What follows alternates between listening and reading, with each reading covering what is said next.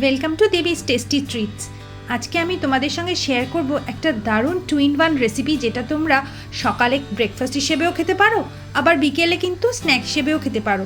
একদম diet friendly আর একদম কম তেলে তৈরি হয়। আজ বানাচ্ছি চিকেন আপ্পে। এর জন্য প্রথমে 1/2 কাপ সুজি নিয়েছি আর 1/4 কাপ দই নিয়েছি। তার সাথে একটুখানি নুন আর একটুখানি জল দিয়ে এরকম একটা সেরেল্যাকের কনসিস্টেন্সিতে একটা ব্যাটার বানিয়ে কিছুক্ষণ রেখে দেব।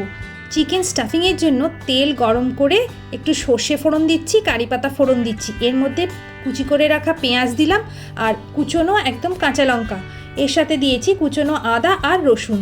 এবারে গ্রেট করা গাজর দিয়েছি আর দিয়েছি 1/4 কাপ মতন চিকেন কিমা। এর মধ্যে হলুদ আর নুন দিয়ে চিকেন কিমাটাকে খুব ভালো করে কষিয়ে নিয়ে ঠান্ডা হতে রেখে দেবো।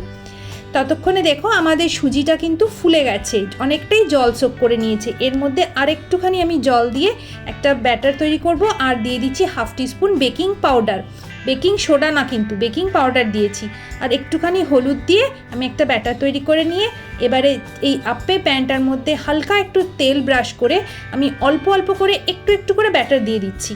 এবারে ব্যাটারটা একটু যখন শুকিয়ে আসবে তার মধ্যে আমি দিয়ে দিচ্ছি এই চিকেন কিমার যে স্টাফিংটা আমি তৈরি করেছিলাম সেটা প্রত্যেকটা দিয়ে এবারে ওপর থেকে আমি এই সুজির ব্যাটার কিছুটা আরও দিয়ে দিলাম, দিয়ে প্রত্যেকটা কভার করে দিতে হবে। এইভাবে আমি সবকটা আপ্পে তৈরি করে নেব। এবারে কিছুক্ষণ হলে পরেই কিন্তু আমাদের আপ্পেগুলো নামিয়ে নিতে হবে। এবারে একটা বানিয়েছি গ্রিন চাটনি, এর মধ্যে দিয়েছি কাঁচা আম, দিয়েছি ধনে পাতা, তার হাফ দিয়েছি পুদিনা পাতা, 4-5 কোয়া রসুন, কাঁচা লঙ্কা, নুন। ভালো করে বেটে নিলেই তৈরি হয়ে গেল কাঁচা আমের চাটনি।